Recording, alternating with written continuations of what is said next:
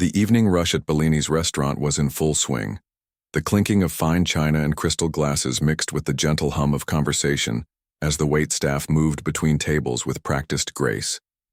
Golden light from the chandeliers bounced off polished surfaces, creating a warm glow throughout the elegant dining room. Among the busy servers was Lily, a slender woman in her mid-20s with dark hair pulled back in a neat bun. Her uniform was crisp despite having already worked 8 hours. The small notepad in her pocket was filled with orders from her morning shift, but she'd agreed to stay on when another server called in sick. She needed the money after all. "Excuse me, table 7 needs more bread," called out Miguel, the head waiter, as he passed by with a tray of appetizers. Lily nodded, quickly filling a basket with warm sourdough rolls. As she moved through the restaurant, her eyes drifted, as they often did, to the magnificent grand piano that sat in the corner of the dining room. The glossy black Steinway was mostly for show these days, a beautiful antique that added to the restaurant's old-world charm, but rarely produced any music. Nobody knew that Lily had been playing piano since she was 5 years old. Nobody knew she had once performed at Carnegie Hall as a teenager, that she had been accepted to the prestigious Westbrook Conservatory with a partial scholarship. Nobody knew that when her mother got sick 3 years ago, Lily had put her dreams on hold to help with medical bills, eventually having to drop out when the money ran dry. Now, instead of reading music, she read orders. Instead of practicing scales, she practiced balancing 5 plates along her arm. "Here you go," she said with a genuine smile as she placed the bread basket on table 7. "Can I get you anything else right now?" The older couple shook their heads, already deep in conversation about their grandchildren. Lily turned, scanning the room to see which of her tables might need attention. That's when she noticed the new arrivals being seated at table 12, her section. 5 men in expensive suits were led to the large round table in the center of the dining room. 4 of them chatted amiably as they took their seats, but the 5th man, the one in the center, carried himself differently. He walked as if the very floor beneath him should feel honored to support his weight. His suit was clearly tailored to fit his broad shoulders perfectly, and the watch on his wrist probably cost more than Lily made in 6 months. Miguel approached her quietly. "That's Robert Harrington," he whispered. "The real estate developer. The whole table is VIP. Corporate cards, no limit. Be extra attentive." Lily straightened her back and approached the table with her most professional smile. "Good evening, gentlemen. Welcome to Bellini's. My name is Lily, and I'll be taking care of you tonight. Can I start you off with something from the bar?" For the next 20 minutes, Lily was in constant motion, bringing drinks, reciting specials, and taking orders. The men barely looked at her, continuing their conversation about profit margins and market projections as if she were invisible. All except Mr. Harrington, who seemed to assess everything and everyone with calculating eyes. "And the lamb is served with a rosemary demi-glace, not mint jelly," she heard one of the men saying as she returned with their appetizers. "American restaurants always get that wrong. Speaking of things that are just for show," Mr. Harrington's deep voice cut through the conversation as Lily carefully placed a plate of calamari in front of him. "What's with the piano? I've been coming here for years and I've never once heard anyone play it." Lily paused briefly, her eyes flicking toward the Steinway. "It's mostly decorative now, sir," she answered, setting down the last plate. "Mrs. Bellini, the owner, her father was a concert pianist. The piano belonged to him. She hadn't meant to engage beyond her server duties, but something about the beautiful instrument sitting silent always made her heart ache a little." Mr. Harrington said, actually looking at Lily for the first time. "Seems like a waste of good craftsmanship. That's a Steinway Model B, worth at least $80,000. Lily was impressed that he could identify the model from across the room. "Yes, sir. Mrs. Bellini says it's from the 1930s. 1928, he corrected, dabbing his mouth with his napkin. "I can tell by the legs. I have 2 at home, one in my Manhattan penthouse and one in the Hamptons house. Do you play, girl?" His question caught her off guard. In the 3 years she'd worked at Bellini's, no one had ever asked her that. "I used to," she admitted. Something shifted in Mr. Harrington's expression. A spark of interest, perhaps, or more likely, amusement at the idea of a waitress having any musical training. "Well, gentlemen," he said, turning to his companions with a small chuckle, "we've found our entertainment for the evening." The other men looked up from their appetizers, curious. "Our server here says she plays piano," Mr. Harrington announced, gesturing toward Lily with his wineglass. "Perhaps we should ask her to demonstrate her skills on that fine instrument."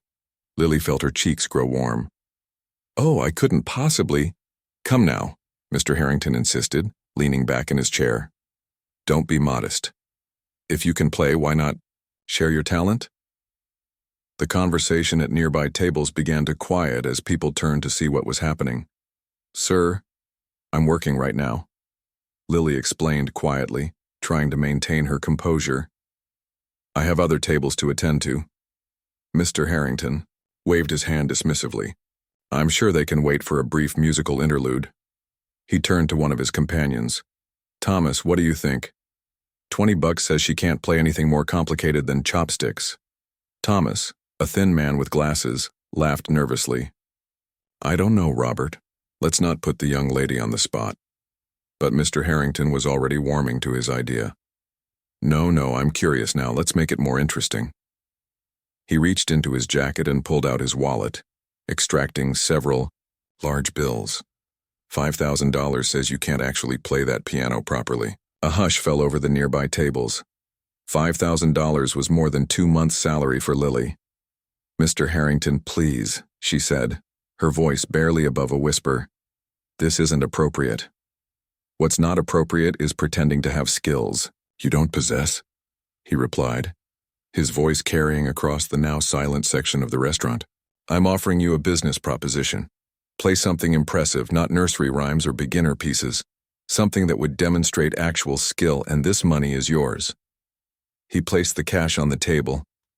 "Unless, of course, you were exaggerating about your abilities." Lily stood frozen, a mix of emotions washing over her. Indignation at being put on the spot and spoken to so condescendingly.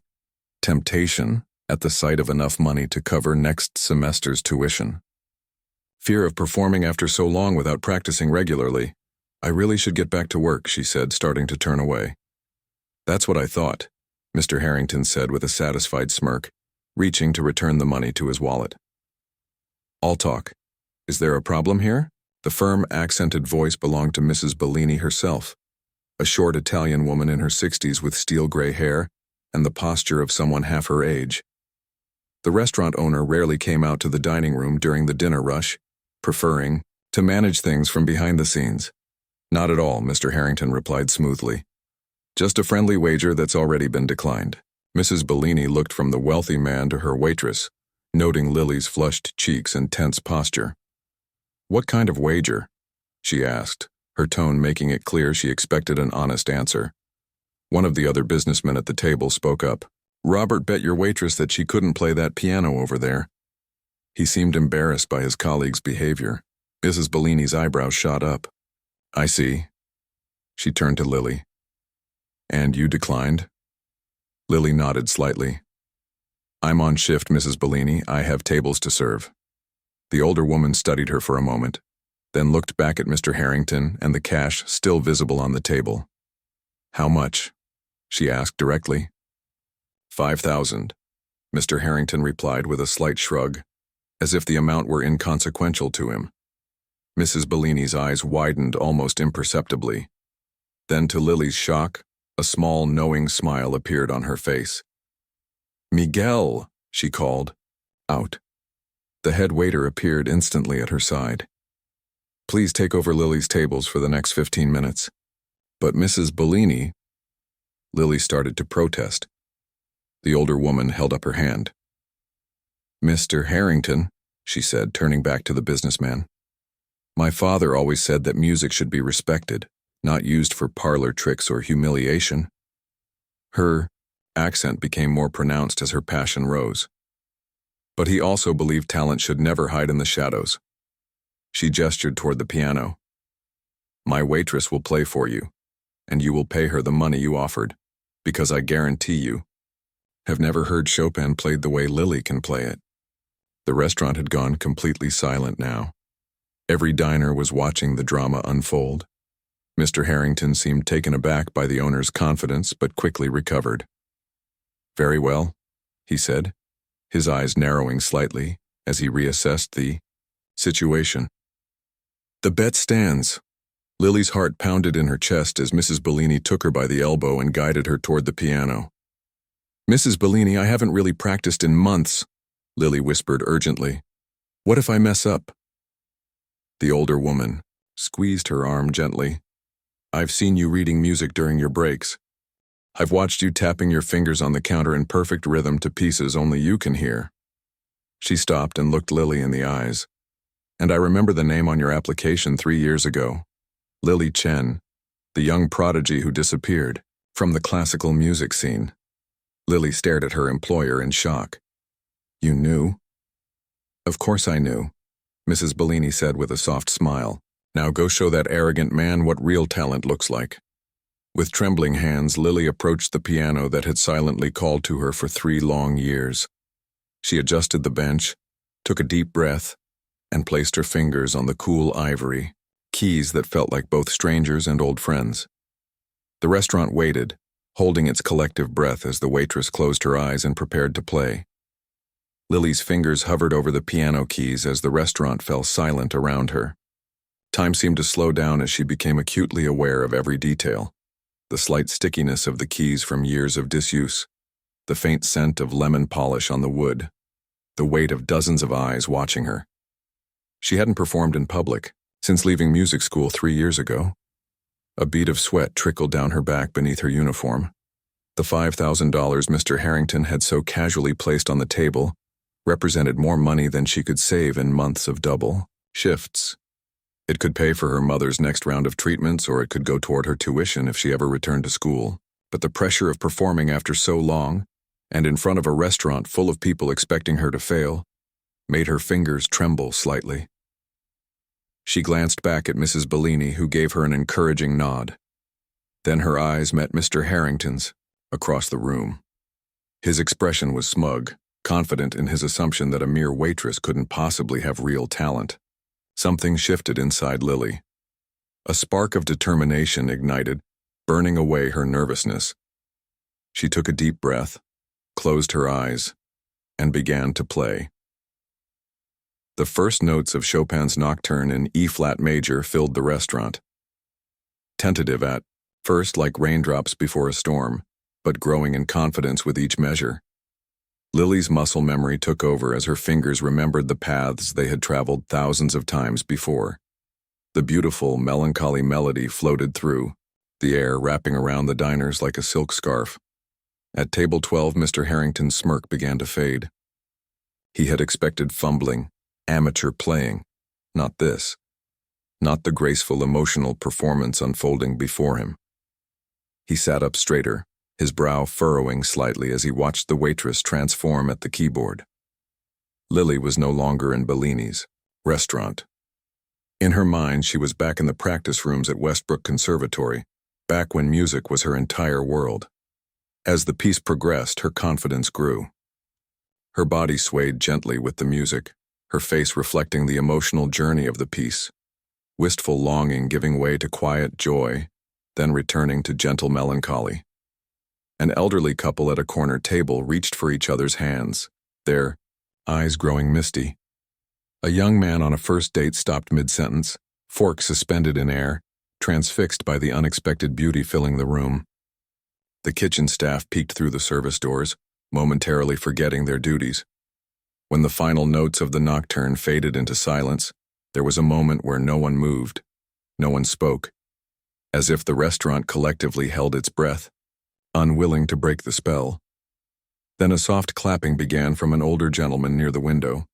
It was quickly joined by others until the entire restaurant erupted in applause. Lily opened her eyes, momentarily disoriented by the sound. She had been so lost in the music that she'd almost forgotten where she was and why she was playing. Color rushed to her cheeks as she turned on the bench to face the room, her eyes instinctively finding Mr. Harrington. The businessman's face was unreadable, his earlier smugness replaced by something more complex. Surprise, certainly, but also something that might have been grudging respect. Next to him, his colleagues were applauding enthusiastically, one of them leaning over to say something in Mr. Harrington's ear. Mrs. Bellini approached the piano, her eyes shining with pride. "That was beautiful, Lily," she said quietly. "But perhaps you have something more technical to show Mr. Harrington? Something to remove any doubt?" Lily understood what Mrs. Bellini was suggesting. The nocturne was emotionally moving, but not the most technically challenging piece. To truly win the bet, and to satisfy something deeper within herself that had awakened, she needed to demonstrate not just her soul but her skill. She nodded and turned back to the keyboard. This time she didn't hesitate. Her fingers launched into Liszt's La Campanella, one of the most technically demanding pieces in the piano repertoire. Notes cascaded like water, her hands jumping across octaves with precision that came from thousands of hours of practice. The rapid bell-like tones that gave the piece its name rang out clear and bright, each note distinct despite the breakneck speed. Mr. Harrington's eyebrows shot up. Even with his limited musical knowledge, he recognized the extraordinary difficulty of what he was witnessing. His companions had stopped eating entirely, their meals forgotten as they watched Lily's hands fly across the keyboard with seemingly impossible agility. Miguel, who had taken over Lily's tables, stood frozen with a tray of drinks, unwilling to move and possibly distract from the performance. In the kitchen, the head chef and his staff had abandoned their post to crowd around the door, watching in amazement. As Lily navigated the treacherous jumps and trills of the piece, a memory surfaced, her piano teacher telling her, "This piece separates the merely good from the truly gifted." Back then she had struggled with it for months before mastering it. Now, despite her time away from serious practice, her fingers remembered. There were small imperfections, a slightly blurred run here, a less than clean trill there, but the overall effect was still dazzling. Near the bar, an older man in an understated but expensive suit leaned forward in his chair, watching Lily with intense interest. Unlike the other patrons, he wasn't just enjoying the performance, he was analyzing it, noting both her natural talent and the areas where lack of recent practice showed. He quietly took out his phone and began recording. As Lily approached the thunderous conclusion of the piece, she poured everything she had into it, all the frustration of abandoning her dreams, all the exhaustion from years of double shifts, all the longing she felt every time she looked at the silent piano in the corner. Her fingers struck the final chords with triumphant precision, and then it was over. For a moment there was absolute silence. Then the restaurant erupted into wild applause, several diners rising to their feet. The elderly couple was openly weeping. A group of young professionals at the bar whistled and cheered. Even the kitchen staff were clapping, their usual professional reserve forgotten. Lily sat motionless at the piano, breathing hard, her heart pounding. The rush of performing again, after so long, left her dizzy with emotion. She felt as though she had just run a marathon, exhausted but exhilarated, muscles trembling from the effort. Mrs. Bellini was the first to reach her, placing a supportive hand on her shoulder.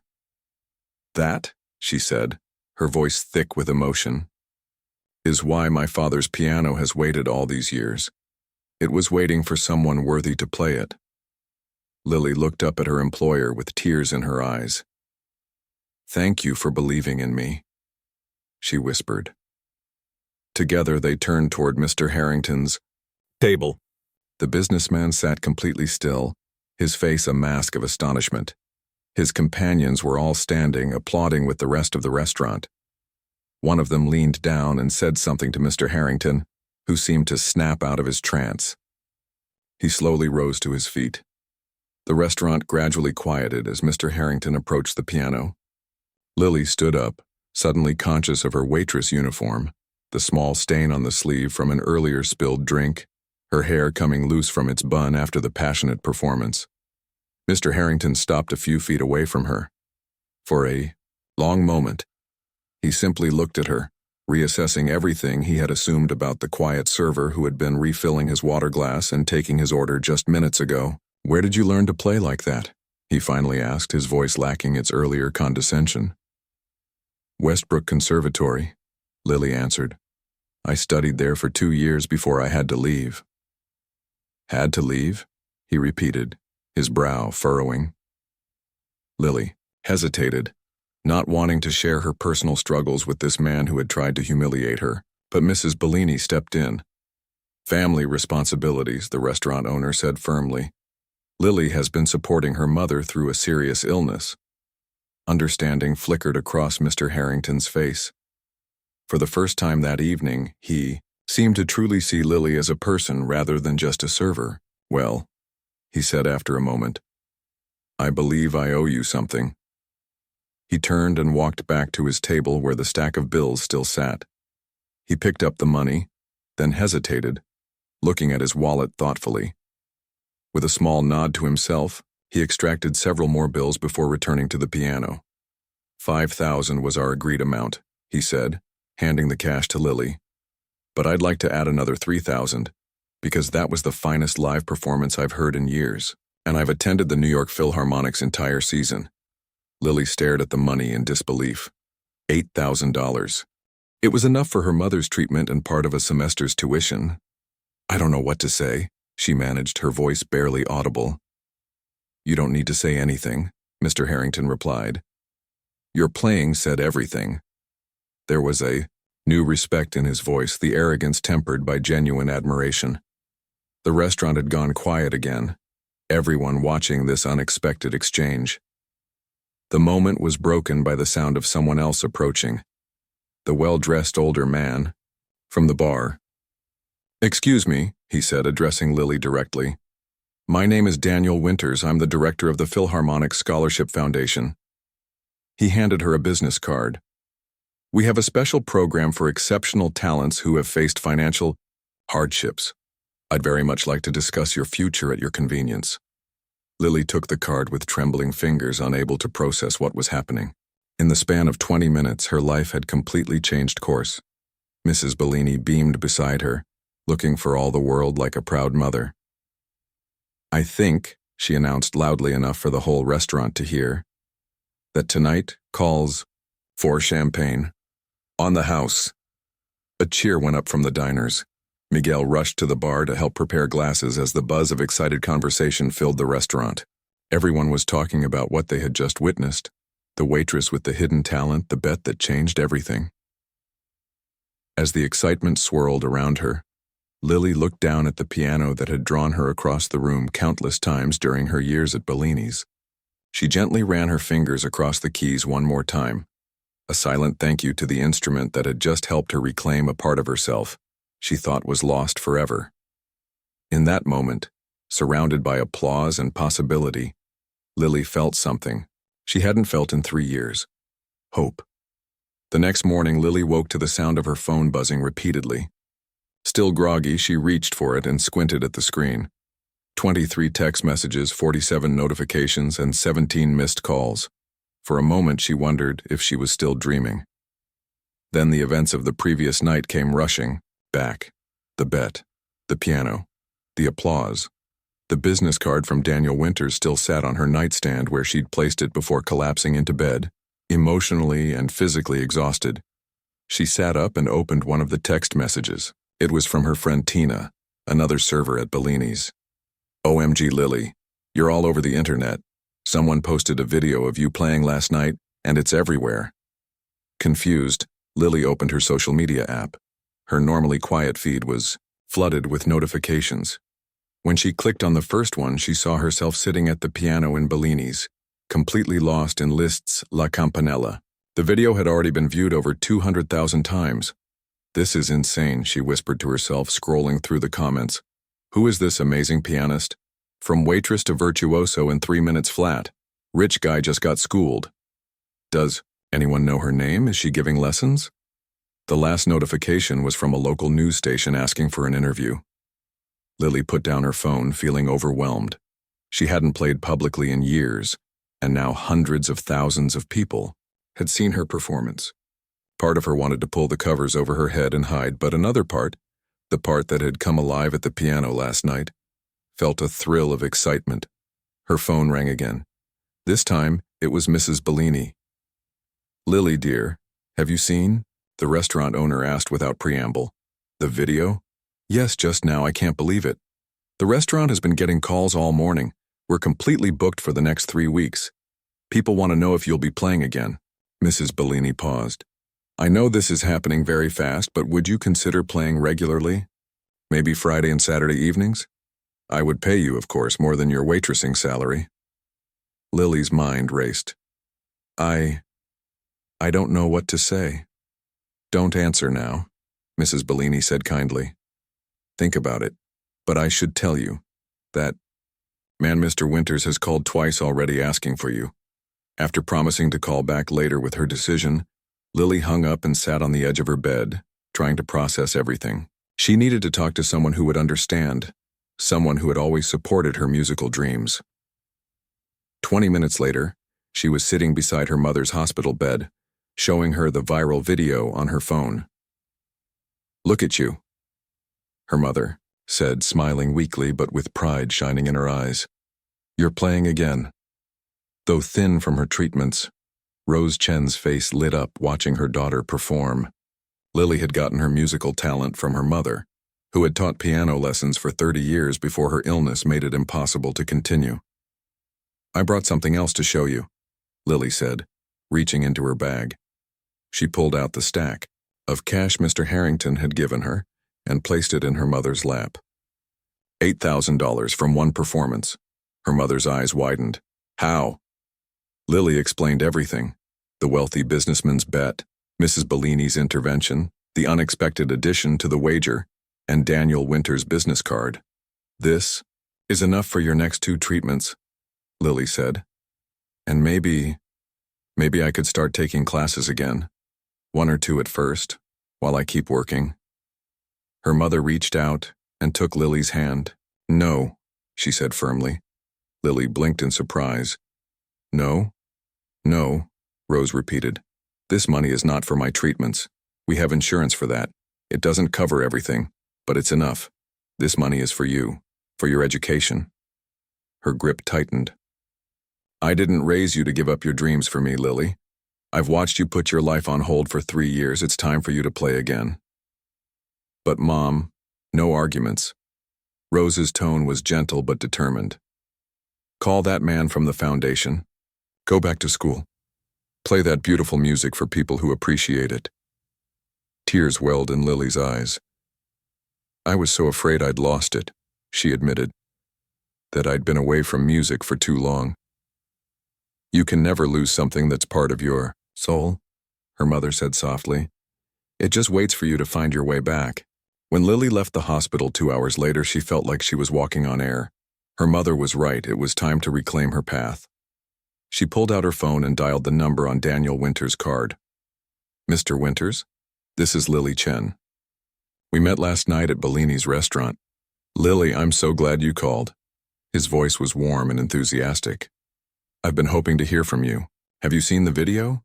"Yes, it's a bit overwhelming," he chuckled. "Well, get used to it. Talent like yours doesn't stay hidden for long. Listen, I'd like to meet with you as soon as possible to discuss the Philharmonic Scholarship Program. Are you free this afternoon?" By 5 o'clock, Lily was sitting in a sleek office in the city's Performing Arts Center, hardly able to believe the turn her life had taken in less than 24 hours. Daniel Winters sat across from her, reviewing her old music school transcripts that she'd dug out of storage before the meeting. "Exceptional grades," he noted, flipping through the pages. "Professor Yamamoto's comments are particularly glowing." He looked up at her. He rarely praises students so highly. Lily smiled at the mention of her former mentor. "He pushed me harder than anyone. Said I had potential but needed discipline." "And then you left school," Daniel said, not as a question but as a statement of fact. "Your mother's illness?" Lily nodded. "Stage 3 lymphoma. The bills started piling up, and even with my partial scholarship, I couldn't afford tuition anymore. I thought I'd go back when things improved, but..." She trailed off with a small shrug. Daniel leaned forward, his expression serious. "The foundation was created specifically for situations like yours. We identify exceptional talents who face financial hardships, and we provide full scholarships plus living stipends so they can focus entirely on their music. He slid a folder across the desk to her. This is our offer: a full scholarship to complete your degree at Westbrook, a monthly stipend for living expenses, and guaranteed placement in the Young Artist Showcase next spring. Lily's hands trembled as she opened the folder. The numbers she saw made her breath catch. It was more than generous, it was life-changing. Why? She asked, looking up at him. Why go to all this trouble for someone you just heard play once?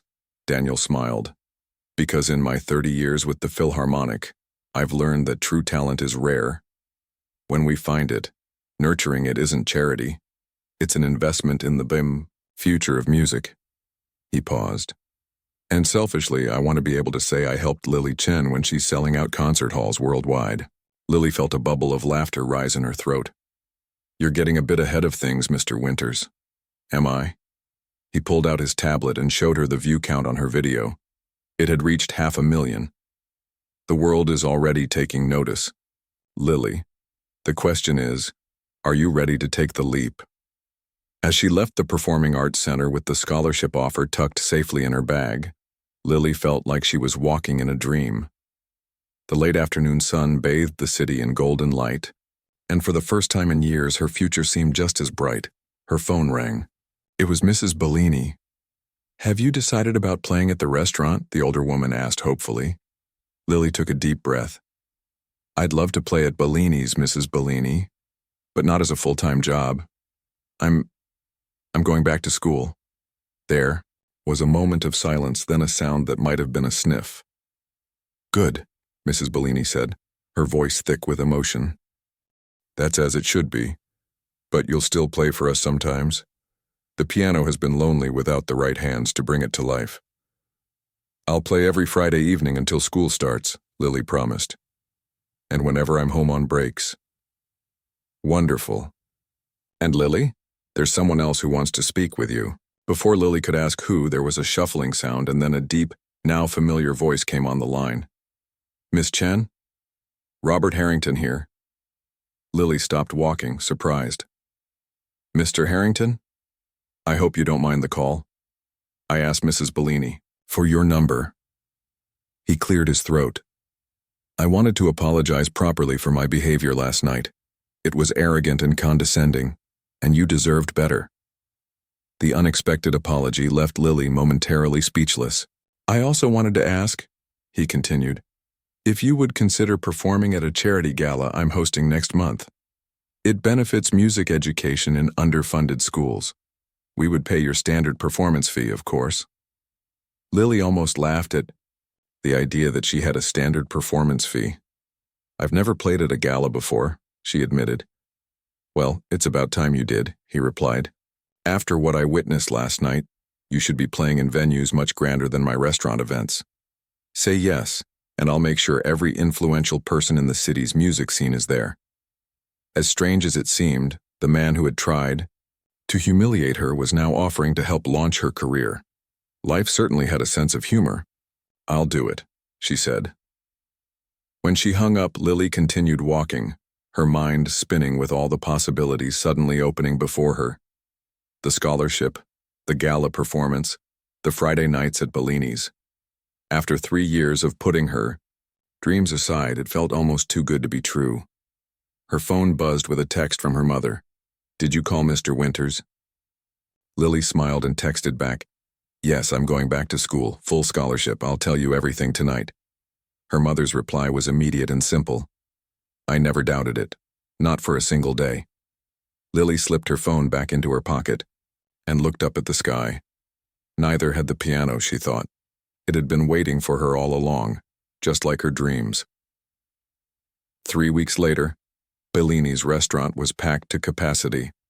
What had once been a quiet Friday evening tradition for local regulars had transformed into the hottest ticket in town. People made reservations weeks in advance, not just for the excellent Italian cuisine, but for what everyone now called Piano Fridays. Lily sat at the gleaming Steinway, which had been professionally tuned and positioned to face the dining room. Mrs. Bellini had invested in subtle lighting that cast a soft glow on the piano and player, creating an intimate atmosphere despite the crowded restaurant. Tonight was special. Lily's final regular performance before beginning classes at Westbrook Conservatory the following Monday.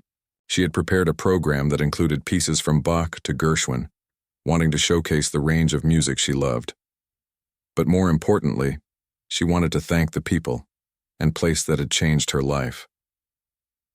"Ladies and gentlemen," Mrs. Bellini announced, raising a glass of champagne, "tonight we celebrate our very own Lily Chen, who has brought music back to Bellini's. We are sad to see her regular performances end as she returns to school, but so proud of her journey. Lily, the piano and our hearts are yours." Applause filled the restaurant as Lily nodded in appreciation.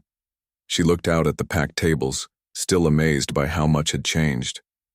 Her gaze fell on a special corner table where her mother sat, looking healthier than she had in months, with color in her cheeks and a sparkle in her eyes. Next to her sat Professor Yamamoto, Lily's former teacher who had reached out after seeing her viral video. His presence made her both nervous and determined to play her best. "Thank you all for coming tonight," Lily said into the small microphone Mrs. Bellini had set up. "3 weeks ago I was carrying trays and taking orders in this restaurant. I never imagined I'd be sitting here playing for you. Before I begin, I want to thank Mrs. Bellini for believing in me, Mr. Winters for giving me a second chance at my education, and most of all, my mother, who never let me forget who I really am." She paused, her fingers finding their position on the keys. "This first piece is Debussy's Clair de Lune. It was the first piece my mother taught me when I was 7 years old." As the gentle, dreamy notes filled the restaurant, Lily felt a sense of homecoming.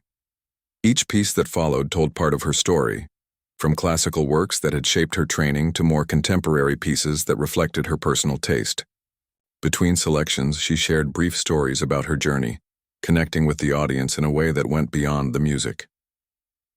During a short break, as Lily sipped water at the side of the room, she noticed a familiar figure entering the restaurant. Robert Harrington, dressed impeccably as always, was being shown to a reserved table near the piano. He caught her eye and gave a small, respectful nod. They had spoken several times over the past weeks, planning her appearance at his upcoming charity gala, and while they would never be close friends, a mutual respect had developed between them. "Quite a change from taking drink orders, isn't it?" Mr. Harrington said as she passed his table. Lily smiled. "I actually miss it sometimes. There's something honest about serving others." "You're still serving others," he replied, gesturing toward the rapt audience, "just in a different way now." The second half of her performance was even more personal. Lily played Chopin's Ballade No. 1 in G minor, the piece she had been working on when she left school. Its technical challenges and emotional depth had once intimidated her, but tonight her fingers found their way through the complex passages with newfound confidence. As she reached the thunderous conclusion, she poured everything into it: her gratitude, her hopes, her rediscovered passion. The final chords rang out, and for a moment, there was complete silence. Then the audience erupted into the loudest applause of the evening, many rising to their feet. When the clapping finally subsided, Lily spoke again. "For my final piece tonight, I'd like to play something I've composed myself. It's called The Wager, and it tells the story of what happened in this very room 3 weeks ago." This announcement caused a stir of excitement. Most of the audience knew the story of the bet that had changed everything. It had been featured in local news and shared widely online. Lily's composition began with staccato notes that mimicked the busy sounds of restaurant service, then transitioned to a tense, questioning section that represented the challenge. The middle built into a triumphant melody that soared above the bass line, representing her reclaiming her voice. The final section was tender and hopeful, looking toward the future while honoring the past. When she finished, the applause was deafening. Mrs. Bellini was openly crying, and even Mr. Harrington appeared moved.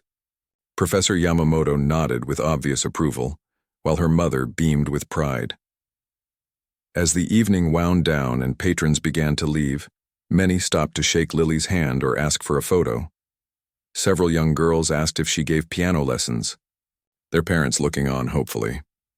A local music store owner offered her a part-time teaching position she could work around her school schedule. See what happens when you let your light shine? Her mother said later as they sat at a quiet corner table after most guests had departed. You inspire others to find their own music. Professor Yamamoto joined them, bringing a small gift box. For your return to Westbrook, he said, placing it before Lily. Inside was a beautiful metronome, sleek and modern, but with a classic wooden base. Engraved on a small plaque were the words, "Time lost is not always time wasted. Welcome back." Lily felt tears spring to her eyes. Thank you, Professor. I was so worried you'd be disappointed in me for leaving. Disappointed? He shook his head. Music is not just about technique, Lily. It's about living. The past 3 years have given your playing something it lacked before. Depth. You play, now with the understanding that comes from struggle and sacrifice. He tapped the metronome gently. Your timing is perfect. Mrs. Bellini approached their table with a bottle of her finest champagne. A toast, she insisted, pouring glasses for everyone, to new beginnings. As they clinked glasses, Mr. Harrington appeared at Lily's elbow. Sorry to interrupt, he said, but I wanted to give you this before I left. He handed her an envelope. The final details for the gala next weekend. The guest list includes the symphony director and 3 recording industry executives who are very interested in meeting you. Lily accepted the envelope with a grateful nod. I still can't believe you're doing all this. A hint of his old confidence flashed in his smile. I recognize a good investment when I see one. Besides, he added more seriously, I've found it's never too late to correct a mistake. After he left, Daniel Winters arrived, the last of Lily's growing circle of supporters to join the small celebration. I have news, he announced, pulling up a chair. The foundation board was so impressed with your audition recording that they've added something to your scholarship package. He handed her another envelope. A summer residency at the International Music Festival in Vienna. All expenses paid. The table fell silent as Lily opened the envelope with trembling fingers. Vienna, she whispered. I've dreamed of going there since I was 12. Dreams have a way of coming true when you work for them, Daniel said, raising his glass. As the small group continued their celebration, Miguel approached with a tentative smile. Sorry to interrupt, but there's someone who would like to speak with Lily. He gestured toward a young woman waiting near the entrance. Lily excused herself and walked over. The woman appeared to be in her early 20s, clutching a program from the evening's performance. I'm so sorry to bother you, she said, her voice soft with nervousness. My name is Penny. I just wanted to thank you. For the music? Lily asked with a smile. For the courage, Penny replied. I was a music student too until my dad got sick. Last year, I dropped out to help my family. She looked down at the program in her hands. When I saw that video of you playing after giving up music for 3 years, it gave me hope that maybe it's not too late for me either. Lily felt a lump form in her throat. It's never too late, she said, taking the young woman's hand. The music waits for us. Do you think... Penny hesitated. Would you mind if I sent you a recording of my playing sometime? For advice? I'd be honored, Lily said, meaning it completely. She took the program and wrote her email address on it. Music is meant to be shared. After Penny left, Lily stood for a moment in the quiet entrance of Bellini's, looking back at the restaurant that had been the setting for both her struggle and her redemption.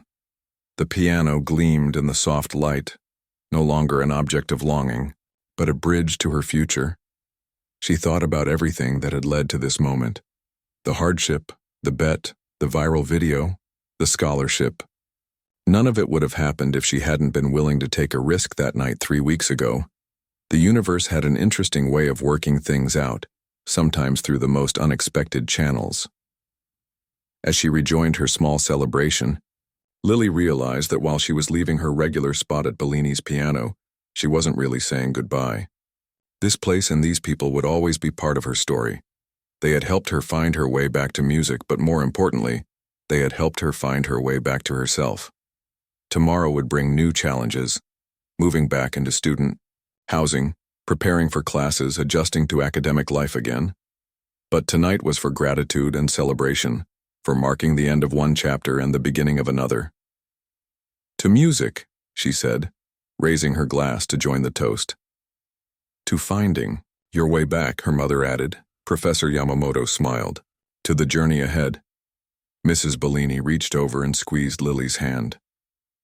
And to the bet that started it all. They all laughed, and as the champagne glasses clinked together, Lily knew that whatever the future held, she would face it with her hands on the keys and her heart in the music, exactly where she belonged. 1 year later, Lily stood backstage at the Grand Concert Hall, peeking through the curtain at the rapidly filling auditorium. Tonight's performance marked the end of her first year back at Westbrook Conservatory, and the culmination of a journey she could hardly have imagined when she was taking dinner orders at Bellini's. Nervous? Asked Professor Yamamoto, appearing silently beside her. Lily smiled. A little. It's the biggest audience I've ever played for. 2,000 people, he confirmed with a nod.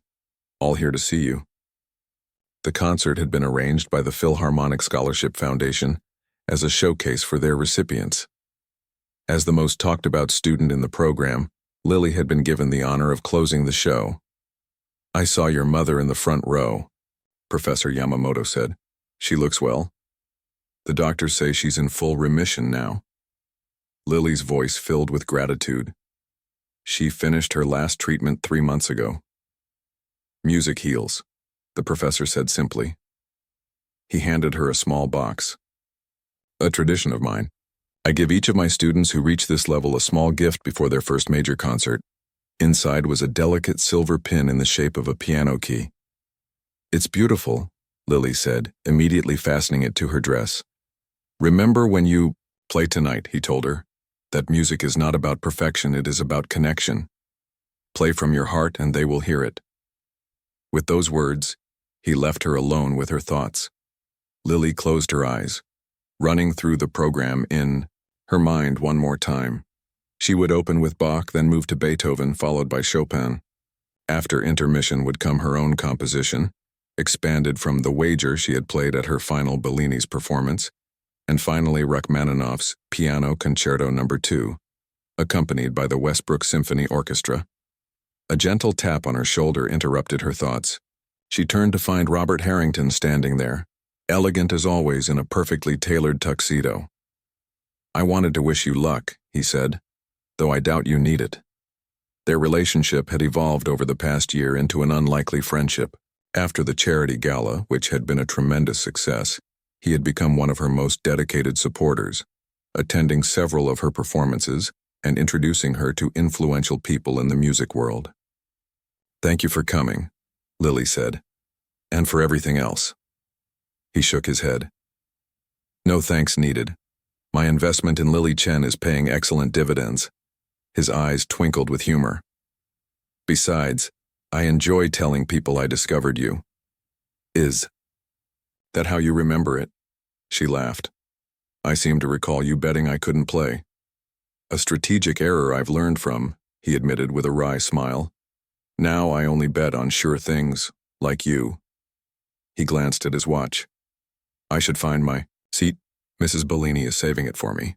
At the mention of her former employer, Lily smiled warmly. Mrs. Bellini had become like family over the past year, hosting Sunday dinners whenever Lily's schedule allowed, proudly displaying newspaper articles about her former waitress on the restaurant walls. She brought half the staff with her tonight, Robert added. Miguel said they closed the restaurant early just for this. After he left, Lily took a deep breath, straightening her concert dress, a simple but elegant blue gown that complemented her slender frame. So much had changed in a year. The viral video of her performance had now been viewed millions of times. Her story had been featured in newspapers and on television. She had played at venues across the city, each performance building her confidence and reputation. The summer residency in Vienna awaited her after graduation in a few weeks. But most importantly, she had rediscovered the joy of music, not just as a technical skill to master, but as the language of her soul. A stagehand appeared. 5 minutes, Miss Chen. Lily nodded, then made her way to the small prayer room the concert hall maintained for performers. Inside, she found her mother waiting. Rose Chen looked transformed from the frail woman in the hospital bed a year ago. Her hair had grown back, thick and shiny, and her face had filled out, regaining its natural glow. She wore a beautiful red dress that had been a gift from Lily after her first paid performance. "I wanted to see you before you went on," Rose said, taking her daughter's hands. "Do you remember what I used to tell you before your recitals when you were little?" Lily nodded. "The piano is not your enemy or your master," she recited. "It's your partner in telling a story that only you can tell." "Exactly." Rose squeezed her hands. "Tonight, tell your story, Lily. All of it, the struggle, the doubt, the triumph. Let them hear who you are." They embraced, and Lily felt her mother slip something into her hand. Looking down, she saw it was a small, worn photograph of her as a child, sitting at their old upright piano, her legs dangling above the floor, her face screwed up in concentration. "To remind you of where you started," Rose said softly. "Now, go show them where you've arrived." When Lily walked onto the stage minutes later, the applause was thunderous. She took her place at the magnificent concert grand piano, adjusted the bench, and looked out at the sea of faces. In the front row sat her mother, Professor Yamamoto, Mrs. Bellini, Miguel, and several other Bellini staff members. Next to them were Robert Harrington and Daniel Winters. Behind them, she spotted Penny, the young woman she had met at her final Bellini's performance, who had since returned to music school herself with Lily's encouragement. Lily placed her hands on the keys, took a deep breath, and began to play. The Bach fugue flowed from her fingers with precision and clarity, establishing her technical mastery. The Beethoven sonata followed, allowing her to demonstrate dynamic control and emotional range. By the time she reached the Chopin Nocturne, the same piece she had played that fateful night at Bellini's, the audience was completely captivated. During intermission, Lily retreated to her dressing room, where a surprise awaited her. A small bouquet of daisies sat on her dressing table with a note. From one Waitress pianist to another. "You showed me it was possible. Thank you. Penny." The simple gesture moved Lily deeply. The thought that her story had helped someone else find their way back to music meant more than all the applause. When she returned to the stage for the second half, Lily felt a new sense of purpose. She took the microphone to introduce her original composition. "A little over a year ago," she began, "I was working as a waitress, believing my dream of being a pianist was over. Then one night, a wealthy customer made a bet that I couldn't play the restaurant's piano." She paused as murmurs of recognition spread through the audience. Many knew her story. "That bet changed my life." This piece tells that story, not just of that night, but of the journey it began. I call it Full Circle. The composition had evolved significantly from its first version. Now orchestrated for piano and string quartet, it maintained the narrative arc, but with greater complexity and emotional depth. As she played, Lily could see tears on many faces in the audience, including her mother's. The final piece of the evening, Rachmaninoff's Piano Concerto No. 2, was her most ambitious challenge. As the orchestra joined her on stage, Lily exchanged a nod with the conductor. The opening chords rang out, powerful and resonant, building to the entrance of the orchestra. Together they created a musical tapestry of extraordinary beauty and emotional power. During the final movement, as her fingers danced across the keys in perfect synchrony with the orchestra, Lily felt a moment of pure transcendence. This was why she had been drawn to the piano as a child, why she had practiced until her fingers ached, why she had never truly been able to let it go even during those years away. In music, she found both her truest self and her deepest connection to others. As the concerto reached its triumphant conclusion, the audience leapt to their feet before the final note had even faded. The applause was deafening, punctuated by cheers and whistles. Flowers rained onto the stage as Lily stood to take her bow, her heart pounding with exhilaration. The conductor gestured for her to take a solo bow, and as she stepped forward, she caught sight of Robert Harrington in the front row. He gave her a wink and a subtle thumbs up, acknowledging their shared secret. that his attempt to embarrass a waitress had instead launched a remarkable musical career. Later, at the reception following the concert, Lily found herself surrounded by well-wishers, music critics, and representatives from recording companies. But she excused herself when she saw Mrs. Bellini standing quietly at the edge of the crowd. "I saved you some cake," the older woman said, handing Lily a small plate. "You always had a sweet tooth." Lily laughed. "Some things never change." "And some things do," Mrs. Bellini replied, looking around at the elegant concert hall. "From taking orders to taking bows. I always knew there was something special about you even before that night." "How did you know?" Lily asked curiously. "That I could really play, I mean." Mrs. Bellini's eyes twinkled. "The way you looked at the piano, like it was calling to you. I've seen that look before, on my father's face." She patted Lily's hand. "Besides, I figured if you could handle the Saturday night dinner rush without losing your cool, you could handle anything, even Robert Harrington." They shared a laugh, and then Lily's mother joined them, followed by Professor Yamamoto and Daniel Siu Winters. Soon they were joined by Robert, Miguel, and several others who had been part of Lily's journey. As they celebrated together, Lily realized that her success belonged not just to her but to all of them, this unlikely family that had formed around her. Later that night, as the celebration wound down, Lily found herself alone at the concert hall's piano. Everyone had gone home except for the cleaning staff, who worked quietly around her, respecting her need for this moment. She played softly, improvising a gentle melody that expressed what words could not: her gratitude, her joy, her sense of homecoming. 1 year ago, she had been a waitress who had given up on her dreams. Today, she was a pianist with a future full of possibility. The security guard approached apologetically. "Sorry, miss, but we need to lock up soon." Lily nodded and played a final chord. As she closed the piano lid, she thought about the Steinway at Bellini's where it all began. She would always be grateful for that moment when Mrs. Bellini had believed in her, when her fingers had found the keys again, when music had reclaimed her. Some might call it luck or fate or coincidence, but Lily preferred to think of it as music finding a way to be heard, through her, through the piano, through the bet that had started it all. As she stepped out into the night, the stars shining above the city, Lily Chen knew that wherever her path led next, to Vienna, to concert halls around the world, or back to the intimate setting of Bellini's, she would always play from her heart, because that was the greatest lesson she had learned. True music, like true passion, could never be silenced for long. It just waited patiently for the right moment to play on.